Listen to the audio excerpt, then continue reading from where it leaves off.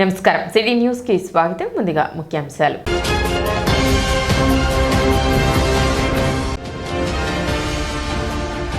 ఎమ్మెల్సీగా పోటీ చేస్తున్న ఆలపాటి రాజేంద్ర ప్రసాద్ కు కాకతీయ కోఆపరేటివ్ సొసైటీ సంపూర్ణ మద్దతు తెలుపుతుంది.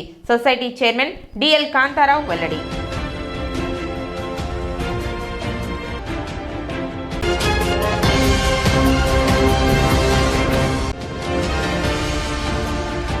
ఎమ్మెల్సీ ఎన్నికల కోడ్ అమల్లో ఉన్నందున 50,000కు మించి ఎవరూ నగదు కలిగి ఉండరాదు.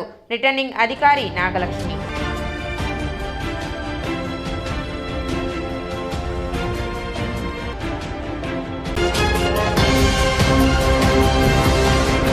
ఎక్స్ప్రెస్ రైల్లో రవాణా అవుతున్న గంజాయిని తెనాలి రైల్వే పోలీసులు స్వాధీనం చేసుకున్నారు. రైల్వే పోలీసుల కథనం ప్రకారం పూరి తిరుపతి ఎక్స్ప్రెస్ రైల్లో గంజాయి రవాణా అవుతుందని రైల్వే పోలీసులకు ముందస్తు సమాచారం అందింది. దానితో శనివారం సాయంత్రం రైలు తెనాలి వచ్చినప్పుడు వారు తనిఖీలు చేశారు. ఒక బోగీలో 4 సంచులను గుర్తించి వాటి గురించి ఆరా తీస్తే అవి ఎవరివో తమకు తెలియదని ప్రయాణికులు తెలిపారు. దానితో వాటిని స్వాధీనం చేసుకుని తహసీల్దార్ గోపాలకృష్ణ ఆర్ఐ రఫీ సమక్షంలో తెరవగా వాటిలో 23 కేజీల గంజాయి ఉంది. సరుకును సీజ్ చేసి దర్యాప్తు చేస్తున్నట్లు railway CI Srinivasarao, SI Venkatadri, RPF SI Srinivas పేర్కొన్నారు. సాయంత్రం 4:10 సమయంలో జిఆర్పి రైల్వే ఐజీ గారు మోహన్ రావు సారు మరియు జిఆర్పి ఎస్పీ గారు విజయవాడ రాహుల్ దేవ్ సింగ్ గారి ఇచ్చిన సమాచారం మేరకు వెంటనే గుంటూరు జిఆర్పి డిఎస్పి గారు అకేశ్వరరావు సారు ఆధ్వర్యంలో నేను మా తెనాలి జిఆర్పిఎస్ఐ వెంకటాద్రి గారు వారి టీము, ఆర్పిఎఫ్ ఎస్ఐ గారు వారి టీము పూరి తిరుపతి ఎక్స్ప్రెస్లో A1 కోచ్లో 7, 8, 9, 10 బోగీల్లో 4 బ్యాగులు, వాటిలో 23 ప్యాకెట్లున్న గంజాయి, సుమారు 23 కేజీల గంజా అక్రమంగా రవాణా అవుతుందని వచ్చిన సమాచారం మేరకు మేము వెంటనే ఆ ట్రైన్ దగ్గరికి వెళ్ళి ట్రైన్లో సోదా నిర్వహించి ఈ యొక్క గంజా ప్యాకెట్లని సీజ్ చేయడం జరిగింది. ఎంఆర్ఓ గారి ఆధ్వర్యంలో, ఎంఆర్ఓ గారి ప్రెజెన్స్లో సీజ్ చేయడం జరిగింది. అదేవిధంగా ఇక ముందు కూడా ఈ రైల్వేలో ట్రైన్స్ ద్వారా గంజా మరియు అక్రమ మత్తు పదార్థాలు రవాణాను కఠినంగా వాటిని అదుపు చేస్తాము. అదేవిధంగా రాబోయే సమ్మర్లో ఎండాకాలం దొంగతనాలు కానీ, చైన్ స్నాచ్లు కానీ, ఏదైనా ఇతర రాష్ట్రాల గ్యాంగులు వీటి మీద కూడా మరి మా ఐజీ గారు, ఎస్పీ గారి ఆదేశాల మేరకు వీటి మీద వర్కౌట్ చేస్తున్నాము. ఏ ట్రైన్స్లో ఏ విధంగా గత సంవత్సరంలో కూడా ఏ విధంగా నేరాలు జరిగినాయి, ఏ విధంగా ఏ పద్ధతిలో ఏ సమయాల్లో ఏ ట్రైన్లో దొంగతనాలు జరుగుతున్నాయి వాటి మీద వాటిని అనలైజ్ చేసి వాటి ప్రకారం స్ట్రెంత్ పెంచి మరియు ఆకస్మిక తనిఖీలు నిర్వహించి దొంగతనాలు అదుపు చేయవలసిందిగా ఐజీ గారు కానీ మా ఎస్పీ గారు కానీ చెప్పారు. వారి ఆదేశాల మేరకు ఇక ముందు కూడా ప్రయాణికుల భద్రత కోసం తీసుకోవాల్సిన అన్ని కఠినమైన చర్యలు తీసుకుంటాం. 23 కేజీలు కాబట్టి మనం అనుకోవడం ఒక 50,000 వరకు ఉండొచ్చు. చరిత్ర పుటల్లో ఒక పేజీగా తెనాలి సంస్కృత కళాశాల వైభవం చొరగొన్నదని రామాయణ ప్రవచన సుధాకర ప్రఖ్యాత ప్రవచనకర్త తెనాలి సంస్కృత కళాశాల విశ్రాంత ప్రధానాచార్యులు డాక్టర్ మైలవరపు శ్రీనివాసరావు పేర్కొన్నారు. స్థానిక ఫంక్షనర్స్ హాల్లో ఆదివారం పట్టణంలో 100 వసంతాల చరిత్ర కలిగిన కోట లక్ష్మయ్య నాయుడు సంస్కృత కళాశాల పూర్వ విద్యార్థుల సంఘం ప్రథమ వార్షికోత్సవాన్ని నిర్వహించారు. ఈ సందర్భంగా మనోరమ ప్రత్యేక సంచికను ఆవిష్కరించారు.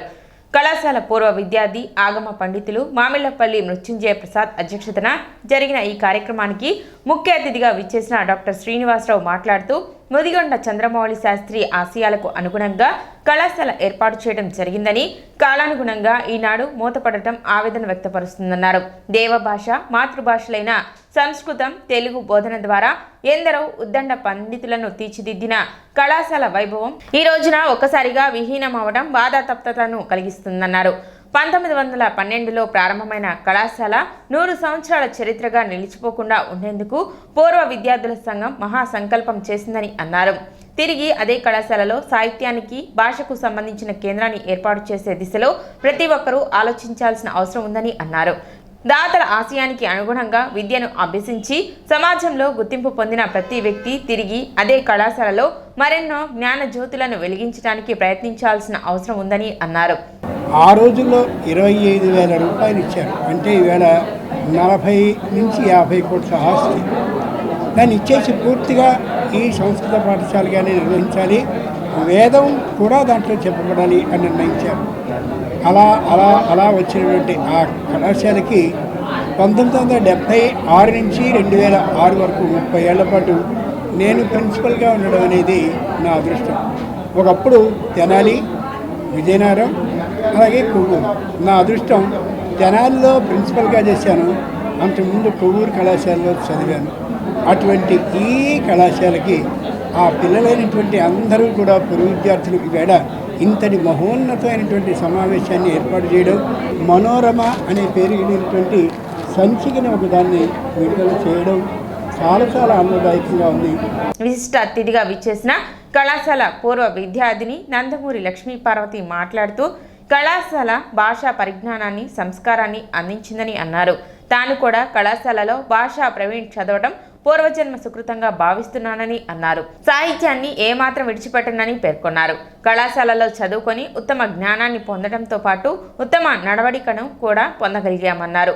పూర్వ విద్యార్థులు నిర్వహించిన కార్యక్రమం ద్వారా బాల్యం గుర్తుకు వస్తున్నదని పేర్కొన్నారు.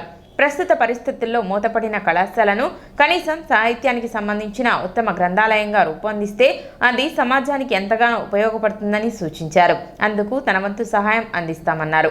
సభలో సంఘ convener P Vinayaka Rao, దేవయజన Muralikrishna, ELV Apparao, Chilumuru Ramalingeswara Rao, K Srinivas Sharma, Meduru Srinivasamurthy, ఏ సూర్యనారాయణ, జయప్రద, ఎం సుధారాణి, సద్యోజాతం, శేష విశ్వేశ్వర శర్మ, ఎం సత్యనారాయణ శాస్త్రి, లక్ష్మీ నరసింహారావు, జె అరుణ, గోపాలాచార్యులు, ముదిగొండ శ్రీరామ్ తదితరులు ప్రసంగించారు. ఆ కళాశాలని ఒక స్మరణీయ భవనంగా మార్చడానికి ఏదైనా అవకాశం, అదే మా గవర్నమెంట్ ఉన్నప్పుడైతే నాకు ఈ ప్రతిపాదన వచ్చి ఉంటే తప్పకుండా నేను చేసి ఉండేదాన్ని. అది ఒక చిరస్మరణీయంగా ఒక భాషా ట్రస్ట్గా దాన్ని ఏర్పాటు చేసి మంచి విలువైనటువంటి పుస్తకాలని కూడా అక్కడ చేర్చితే ఒక ఉత్తమ గ్రంథాలయంగాను, భాషావేత్తలకు కాకుండా పిహెచ్డీ వాళ్ళు చేసే స్టూడెంట్స్ కూడా అది ఎంతో ఉపయోగపడే విధంగా కళాశాలని నిర్మించుకోవడానికి నా వంతు సహాయం నేను కూడా చేస్తానని మీ అందరికీ కూడా మాటిస్తున్నాను. నాకు సంస్కృతం అంటే చాలా పిచ్చి. నేను చదివే భాషా ప్రవీణైనా కూడా సంస్కృత భాష మీద మంచి పట్టు దొరికింది నాకు. కాళిదాసు గారు అన్నట్టు ప్రపేదిరే ప్రాక్తన జన్మ విద్యాహ, అందువలన అది పూర్వజన్మ సుకృతం చేతి తప్ప సంస్కృత భాష అలవడదు.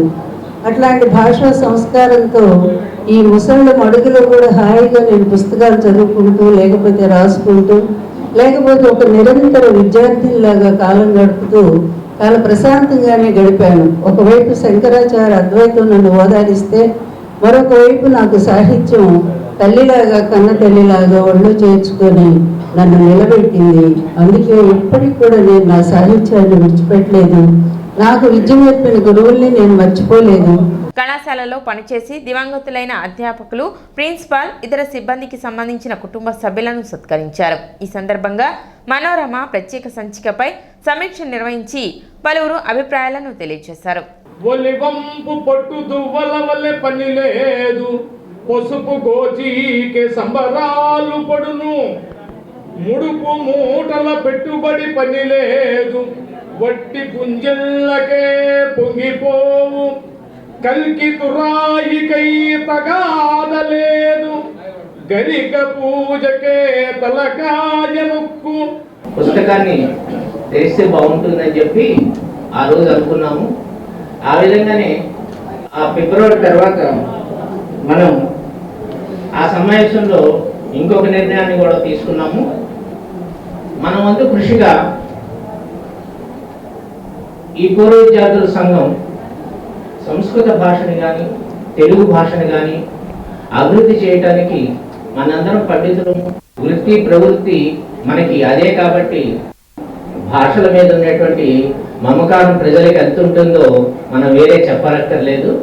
త్యాగరాజు ఆరాధన ఉత్సవాలు ఆదివారం పట్టణంలో ఘనంగా జరిగాయి. ఉదయం 9 గంటలకు శ్రీ శారదా సంగీతాలయం వారి ఆధ్వర్యంలో గౌరవాజుల ఆంజనేయ శాస్త్రి శిష్య బృందంచే తెనాలి రామలింగేశ్వరపేట భాగవతుల వారి వీధి నుండి రామనామం సంకీర్తనతో ఊరేగింపుగా బయలుదేరి రామలింగేశ్వరపేటలో పుట్ట రాఘవయ్య రైస్ మిల్ వద్ద ఉన్న శ్రీ సీతా సమేత కోదండ రామాలయం వద్దకు చేరి అక్కడ స్వామివారి ఎదుట ఉదయం 10 గంటల నుండి మధ్యాహ్నం 12:30 వరకు త్యాగరాజు పంచరత్న కీర్తనలు, ఉపచార కీర్తనలు, జగదానంద తారక, దుడుగుగల, సాధించునే మనస, ఎందరో మహానుభావులు, గంధము పూయరుగా, నాగుమోము, అనుపంచన్న, ఉపచర త్యాగరాజు కీర్తనలు, గౌరవాజుల ఆంజనేయ శాస్త్రి, లక్ష్మీ సౌజన్య, శ్రీకాంతి, అనుష, సుచరిత, శ్రీరామచంద్ర కార్తీక్ సంకీర్తన చేయగా మృదంగంపై బి సురేష్ బాబు, వయలిన్పై జి శ్రీకృష్ణ అభిరామ్ వైద్య సహకారం అందించారు. ఈ కార్యక్రమాన్ని జి బాలవెంకట నరసింహకుమార్, జి శ్యామ్ కృష్ణ శర్మలు పర్యవేక్షించగా ఈ కార్యక్రమంలో కొండపి శ్రీనివాసరావు, పొన్నపల్లి గోపాలకృష్ణమూర్తి, విఐ నరసింహారావు, కేశవరావు పాల్గొన్నారు.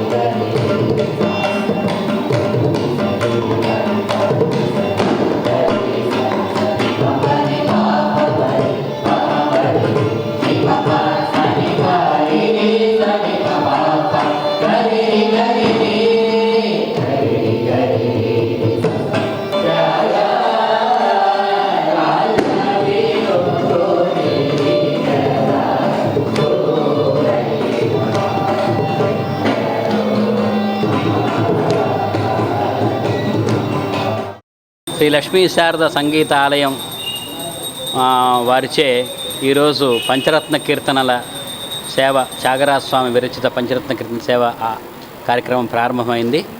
మా ఇంటి నుంచి పొద్దున 8:30 గంటలకి చిట్టాంజనేయ స్వామి గుడి మరియు ఇక్కడ పుట్ట రాఘవయ్య రైస్ మిల్ ఎదుర్కొండగా రామాలయంలో పంచరత్న కీర్తన సేవ చేసుకున్నాము.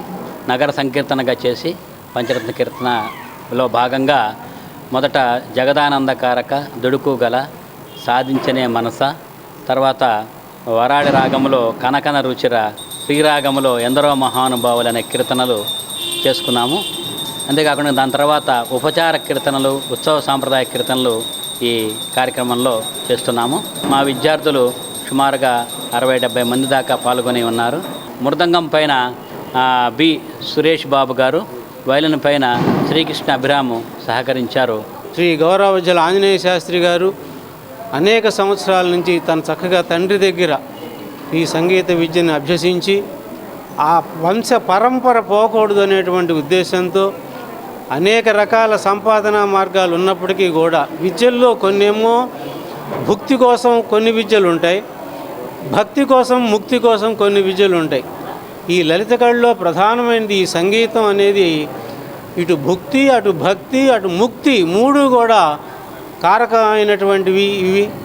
మరి మాస్టర్ చక్కగా పిల్లల్లో చక్కని బీజాలు నాటుతూ ప్రతి సంవత్సరం కూడా ఈ త్యాగరాజు యొక్క ఆరాధనోత్సవాల్లో భాగంగా ఎంతో చక్కగా అంకిత భావంతో పిల్లల్లో మంచి మంచి బీజాలు నాటుతూ చేస్తున్నారు. తల్లిదండ్రులు సహకరిస్తున్నారు.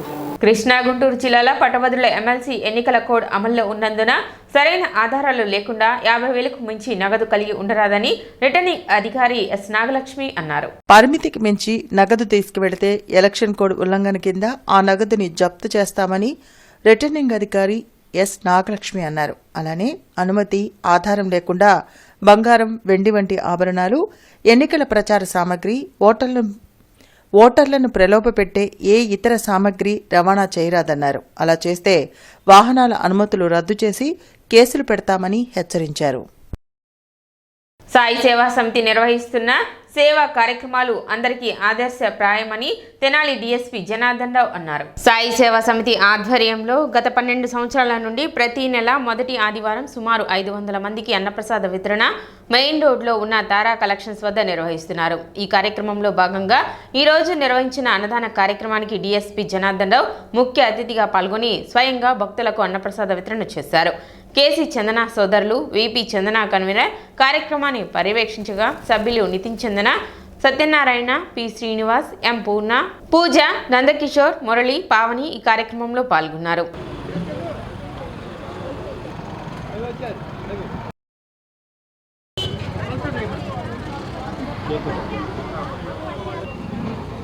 అందరికీ భోజన ప్రసాదము కూర్చుని భోజనం చేయవలసిందిగా ప్రార్థన. ఏ ఆహారం కావాలో ఆ ఆహారమే వెనకాల ఉన్నవారికి దారిగతంగా వాహనదారులకి ఇబ్బంది కలిగించకండి.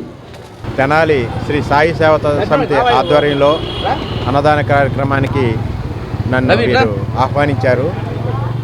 ఈ సందర్భంగా సాయి సేవా సమితి వ్యవస్థాపకులు చాందనా గారు చెప్పిన విధానం ప్రకారం ప్రతి నెలలో ఒక ఆదివారం నాడు 500 మందికి అన్నదానం చేయడం జరుగుతుందని చెప్పారు. చాలా గొప్ప కార్యక్రమం. అలాగే తెనాలిలో ఉన్న సాయి భక్తులను వీరు ఓన్లీ తక్కువ ధరకే టికెట్ వసూలు చేసి షిరిడి తీసుకెళ్ళి దర్శనం చేయించి తీసుకొస్తారని చెప్పారు. చాలా గొప్ప కార్యక్రమాలు చేస్తున్న వీరిని అభినందించడానికి ఈరోజు నేను ఈ అన్నదాన కార్యక్రమానికి వచ్చి వారిని అభినందించడం జరిగింది. వీరి భవిష్యత్తులో కూడా ఇట్లాంటి మంచి మంచి కార్యక్రమాలు చేయాలని కోరుకుంటున్నాను. మొదటి ఆదివారం కానీ రెండో ఆదివారం కానీ సుమారుగా 450 నుంచి 500 మందికి అన్నదాన కార్యక్రమం చేస్తాం. అలాగే ప్రతి నెలలో షిరిడి యాత్ర కూడా ఒకటి పెట్టుకున్నాము. శ్రీ చాందనా గారి ఆధ్వర్యంలో 4000 రూపాయలు తీసుకుని షిరిడి శనిసింగనాపూరు వ్రతము దర్శనం అన్నీ దాంట్లోనే వస్తున్నాయి. అలాగే రూమ్ కూడా అక్కడ ఏర్పాటు చేస్తున్నారు. భోజన సదుపాయాలు ట్రైన్ ఎక్కిన కాడి నుంచి అన్నీ వారే చూసుకుంటున్నారు, వారే చేస్తున్నారు. టికెట్ రిజర్వేషన్ కానీ మొత్తం ఆయనే 4000 రూపాయలు ఇస్తే అన్నీ ఆయనే చూసుకుని తీసుకొస్తున్నారండి. అట్లాగే ఈ వేసవకాలం వస్తే మంచినీళ్ళ సదుపాయం కూడా ఒక 10-15 కాడ మంచినీళ్ళు ఇవెట్టి దాంట్లో వాటర్ అది కూడా మేమే సప్లై చేస్తున్నాము సలివేంద్రం లాగా. అట్లాగే ఏదైనా పేద విద్యార్థులు ఉంటే వాళ్ళకి ఒకళ్ళకు ఇద్దరికి సంవత్సరానికి ఫీజులు కడతాం కానీ బట్టలు ఇవ్వటం కానీ అట్లాగే వృద్ధాశ్రమం ఒకటి ఉంది. దాంట్లో కూడా మేమే మొత్తం సాయి సేవా సమితి తరఫున వృద్ధాశ్రమం కూడా మెయింటైన్ చేస్తున్నామండి. కాకతీయ కోఆపరేటివ్ సొసైటీకి శ్రేయోభిలాషులుగా ఉన్న ఆలపాటి రాజేంద్ర ప్రసాద్ను ఎమ్మెల్సీగా గెలిపించుకోవాల్సిన బాధ్యత పాలకవర్గం మరియు సిబ్బందిపై ఉందని సొసైటీ చైర్మన్ డిఎల్ కాంతారావు పేర్కొన్నారు. ఉమ్మడి కృష్ణా గుంటూరు జిల్లాలలో సంబంధించి ఆలపాటి రాజేంద్ర ప్రసాద్ ఎమ్మెల్సీ కూటమి అభ్యర్థిగా పోటీ చేస్తున్న సందర్భంగా ఆదివారం కొత్తపేటలోని సొసైటీ కార్యాలయం నందు కాకతీయ కోఆపరేటివ్ సొసైటీ తరఫున ఆయనకు మద్దతు తెలుపుతూ సమావేశం నిర్వహించారు. ఈ సమావేశానికి సొసైటీ చైర్మన్ డిఎల్ కాంతారావు అధ్యక్షత వహించారు. ఈ సందర్భంగా ఆయన మాట్లాడుతూ 2001లో కాకతీయ కోఆపరేటివ్ సొసైటీ స్థాపించిన దగ్గర నుండి ఈ సొసైటీకి శ్రేయోభిలాషిగా ఉన్న ఆలపాటి రాజేంద్ర ప్రసాద్కు కాకతీయ కోఆపరేటివ్ సొసైటీ పాలకవర్గం మరియు సిబ్బంది మొత్తం ఏకగ్రీవంగా సంపూర్ణ మద్దతు తెలుపుతున్నట్లు చెప్పారు. అందరూ ఓటింగ్ సరైన పద్ధతిలో వేసి ఆలపాటి రాజేంద్ర ప్రసాద్ను గెలిపించాలన్నారు. ఆలపాటి రాజేంద్ర ప్రసాద్కు మద్దతుగా నేడు సమావేశం నిర్వహించుకోవడం సంతోషంగా ఉందని కాంతారావు తెలిపారు. ఆలపాటి రాజేంద్ర ప్రసాద్ గారు ఎమ్మెల్సీగా కంటెస్ట్ చేస్తున్నారు కాబట్టి ఈరోజు ఇక్కడ సమావేశం పెట్టి కాకతీయ కోఆపరేటివ్ సొసైటీ తరఫున అలాగే కోఆపరేటివ్ సొసైటీ సిబ్బంది దానికి సంబంధించినటువంటి మిగతా ఏజెంట్లు కానివ్వండి తదితర సభ్యులందరూ కూడా పాల్గొని ఓటింగు సరైన పద్ధతిలో పోల్ చేసి వారిని గెలిపించాలనే పట్టుదలతో ఇవాళ ఈ సమావేశం ఏర్పాటు చేయాల్సి వచ్చింది. ఇక్కడ పనిచేసే సిబ్బంది యావత్తు కూడా తర్వాత ఈ పాలకవర్గం కాకతీయ కోఆపరేటివ్ సొసైటీ పాలకవర్గం కూడా మొత్తంగా ఏకగ్రీవంగా మేము ఆలపాటి రాజేంద్ర ప్రసాద్ గారిని మేము సపోర్ట్ చేస్తున్నాము. దాదాపు ఈ కాకతీయ కోఆపరేటివ్ సొసైటీ పెట్టిన దగ్గర నుంచి అంటే 2001లో స్థాపించిన దగ్గర నుంచి కాకతీయ కోఆపరేటివ్ సొసైటీకి చాలా అండగా ఉన్నటువంటి ఆలపాటి రాజేంద్ర ప్రసాద్ గారు అడుగడుగున ఈ సొసైటీని డెవలప్ చేయాలనే ఉద్దేశంతో ఈ సొసైటీకి శ్రేయోభిలాషిగా ఉంటూ దీని అభివృద్ధికి పాటుపడినటువంటి వ్యక్తి కాబట్టి మేమందరం కూడా ఆయనకు మద్దతు ఇస్తున్నామని చెప్పేసి తెలియజేస్తున్నాం. సమావేశంలో టీడీపీ పట్టణ అధ్యక్షులు తాడిపోయిన హరిప్రసాద్, బీజేపీ నాయకులు కె వాసుదేవనాయుడు, ఖలీల్, వెల్లినేని రాఘవరావు, గ్రంథి మల్లికార్జునరావు, కూటమి నేతలు పాల్గొన్నారు. కాకతీయ బ్యాంకు వారి అన్ని సంస్థల నుంచి కూడా సుమారుగా 10 సంస్థలు ఈ బ్యాంక్ స్టాఫ్ని ఇక్కడ పిలిచి, అలాగే పోస్టల్ స్టాఫ్ని అందరినీ కూడా పిలిచి ఇక్కడ ఆల్పాటి రాజా గారికి మద్దతుగా ఈ రోజున ఎలా ఓట్ చేయాలి, అందరి కుటుంబాల్లో మిగతా వారు ఎవరైనా సరే ఉద్యోగార్థులుగా ఉంటూ బయట ఉన్నా కూడా వారందరినీ కూడా రేపు జరగబోవు 27వ తేదీన గ్రాడ్యుయేషన్ ఎలక్షన్కి అందరినీ పిలిపించుకొని అందరూ కూడా తప్పకుండా ఆల్పాటి రాజేంద్ర ప్రసాద్ గారికి ఓటు వేయాలనే సంకల్పంతో ఈరోజు ఈ మీటింగ్ పెట్టడం జరిగింది. ఈ రోజున జనసేన, తెలుగుదేశం, బీజేపీ అందరూ కూడా ఈ పార్టీకి మద్దతుగా అందరూ ఉద్యోగస్తులను అందరినీ కూడా మేము వారిని రిక్వెస్ట్ చేసి వారందరూ ఓటు వేయాల్సిందిగా, రేపు రాజా గారికి సపోర్ట్ చేయవలసిందిగా కోరుకుంటూ, ఇబ్బందులు ఉండేవాళ్ళు ఆదుకుంటారనే ఉదాహరణకి ఏమంటే చాలా చోట్ల ఈ చంద్రబాబు నాయుడు గారు సీఎంగా ఉండేటప్పుడు అందరూ అన్ని చోట్ల ప్రచారాలు చేసి అన్ని మీటింగ్లు పెట్టారు. కానీ ప్రభుత్వం పోయిన తర్వాత ఎవరు 5 ఏళ్లలో బయటకు రావడానికి కూడా భయపడ్డారు. ఆ రోజుల్లో మన రాజా గారు ప్రతి నెలకు ఒకసారి 2 నెలలకు ఒకసారి వచ్చి ప్రతి గ్రామానికి వెళ్ళి వాళ్ళకి ఏమైనా ఇబ్బందులు ఉన్నాయా లేవా తెలుసుకొని వాళ్ళ గురించి నేనున్నాను మీరేం భయపడతాని ధైర్యించినటువంటి ఏకైక వ్యక్తి టైగర్ రాజా గారు. రాజా గారు అలానే మనోహర్ గారు ఒక మినిస్టర్ గారు ఉంటారు, 2వ మినిస్టర్ కూడా వస్తారని ఆశిస్తూ తప్పకుండా వస్తారు కూడా. అలానే కేంద్ర మినిస్టర్ కూడా మన ఎంపీ గారే ఉన్నారు. కాబట్టి మన తెనాలికి చాలా అదృష్టవంతులు మనం అందరం. తప్పకుండా మన తెనాలి డెవలప్ అవడానికి చాలా అవకాశాలు ఉన్నాయి.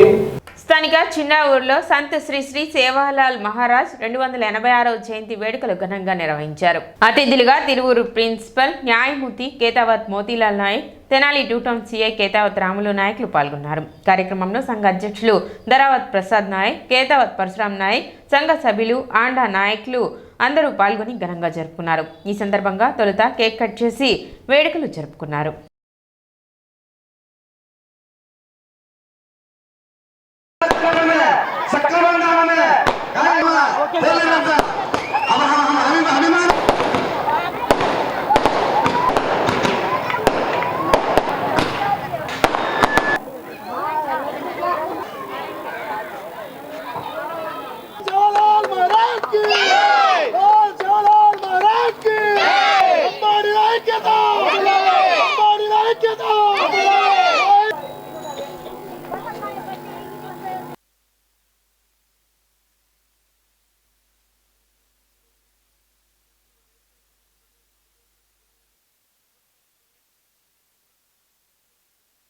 అహింస మార్గం ఇప్పుడు ఎందుకంటే మా కులంలో ఎక్కువ నాన్ వెజ్ తినడము, మందు తాగడం అనేది మా ఆనవాయితీ. కానీ ఆ రోజుల్లోనే మనిషి తాగడం వల్ల చాలా ఇబ్బందులు పడతారు. మందు తాగొద్దు, అహింసని ఈడి శాంతి మార్గంలో ఉండండి అని చెప్పి మాకు శివలాల్ మహారాజ్ చెప్పినటువంటి సూక్తుల్నే మన గాంధీజీ గారు ఆదర్శంగా తీసుకొని మన దేశానికి స్వతంత్రం కూడా సంపాదించుకున్నారు. కాబట్టి ఈ అహింసా మార్గాన్ని ఎప్పుడో గౌతమ బుద్ధుడు చెప్పినప్పటి నుంచి మనిషి రూపంలో చెప్పిన మా ఆరాధ దైవము శివలాల్ మహారాజు యొక్క అది సూక్తి. కాబట్టి మేము ఈరోజు ఈ చిన్నరావులో మా దైవం యొక్క బర్త్డేని ఈ విధంగా సెలబ్రేట్ చేసుకున్నాం. 286 జయంతి సందర్భంగా ముఖ్య అతిథిగా వచ్చిన మా సిఏ గారు రాములు నాయక్ గారికి సంఘం తరఫున ధన్యవాదాలు తెలుపుకుంటున్నామండి. ఈ కార్యక్రమం ప్రతి సంవత్సరం మేము చాలా గ్రాండ్గా చేసుకుంటున్నాము. ఈరోజు మాకు విశిష్ట అతిథి మా రాములు నాయక్ గారు. మాకు ఎట్టా అంటే ఒకళ్ళు మా సార్ చెప్పినట్టు మాలో ఎక్కడో వెనకబడిన ప్రాంతం నుండి ఈ స్థాయికి వచ్చారంటే ఎంత కష్టపడి ఉంటారు, ఏ రకంగా అదే డిఫికల్టీని ఫేస్ చేసి ఈ స్థాయికి వచ్చారు. ఇట్లాంటి సార్ మాకంతా ఇక్కడ ఉన్న అందరికీ ఒక ఆదర్శంగా ఉండాలి. మాకు ఈ 286వ జయంతి మా సంఘానికి ఒక ప్రత్యేకత ఉందండి. ఈ సంఘం ఏర్పడి 8వ వార్షికోత్సవంలో ఈ సంఘం నుండి మేము ఒక స్థలం ఏర్పాటు చేసుకున్నాం. ఈరోజు భోగ్ బండార్ కార్యక్రమం ఈరోజు మార్నింగ్ అక్కడ చేసుకున్నామండి. అది చేసుకుని ఈవినింగ్ ఇక్కడ మా 7 తండాల ప్రజలు, చుట్టుపక్కల ఉన్న పల్లెటూరులో ప్రజలు కూడా ఇన్వైట్ చేసి వాళ్ళకు భోజనం ఏర్పాటు కూడా చేసుకున్నాము.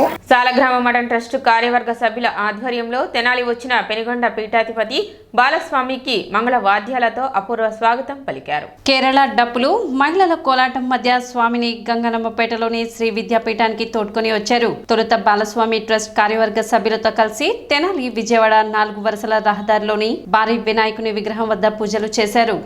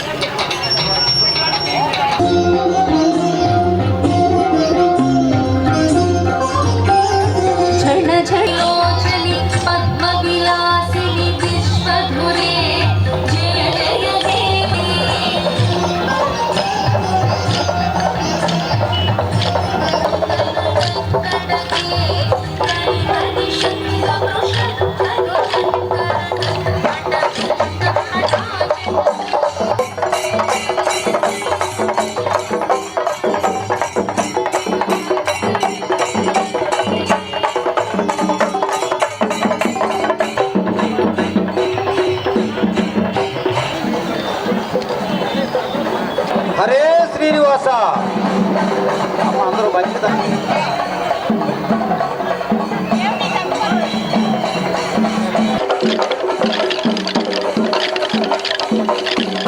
అందరూ కూడా కర్రలు పైకెత్తి చేసుకుంటూ రావాల్సిందిగా కోరుతున్నాం. శ్రీమాతలందరికీ విన్నపం, అందరూ కూడా కర్రలు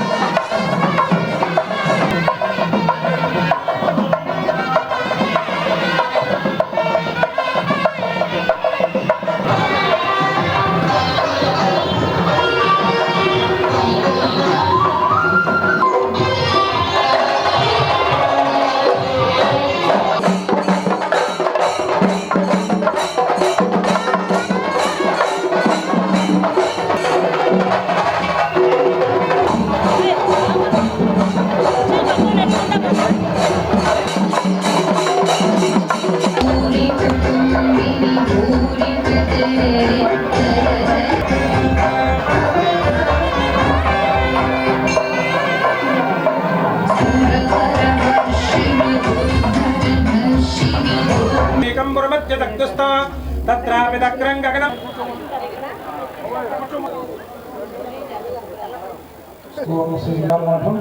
శ్రీ విద్యాపీఠం గర్భమిత్రానికి అనేక రకాలైనటువంటి విధానంగా స్వాగతాంతులందరూ కూడా అక్కడికి వచ్చి స్వామివారికి అన్ని క్షేత్రాల కల్లా గొప్ప క్షేత్రము ఏమిటి అంటే మన జన్మభూమియే గొప్ప క్షేత్రం.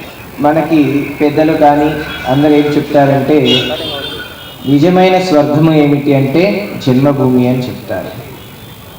అటువంటి ఆర్యవైశ్యులకు ప్రధానమైన జన్మభూమి ఏది ఏమిటంటే పెనుగొండ మహాక్షేత్రం.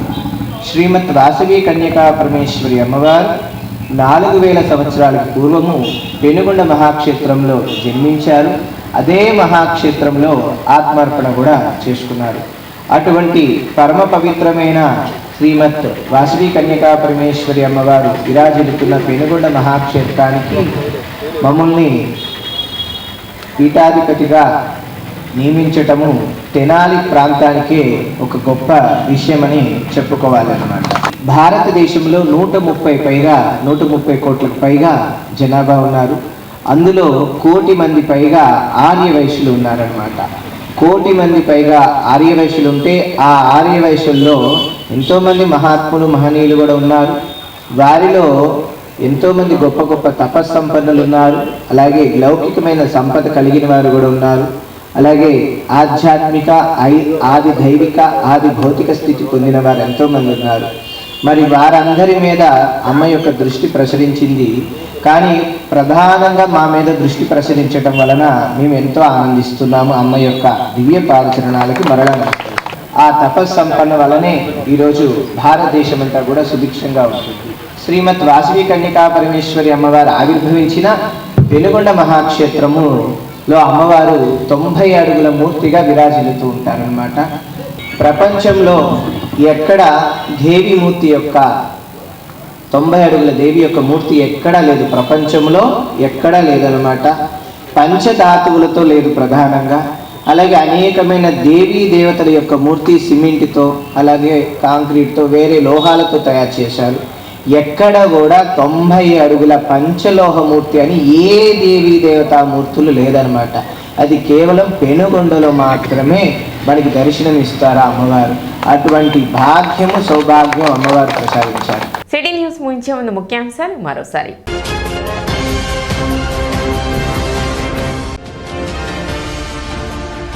ఎమ్మెల్సీగా పోటీ చేస్తున్న ఆలపాటి రాజేంద్ర ప్రసాద్ కు కాకతీయ కోఆపరేటివ్ సొసైటీ సంపూర్ణ మద్దతు తెలుపుతుంది. సొసైటీ చైర్మన్ డిఎల్ కాంతారావు వెల్లడి.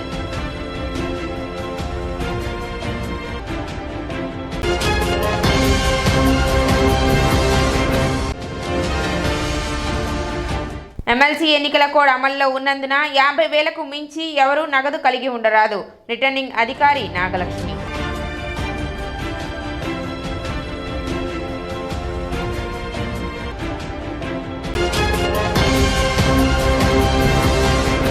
సిటీ న్యూస్ ఇంతటితో సమాప్తం. నమస్కారం.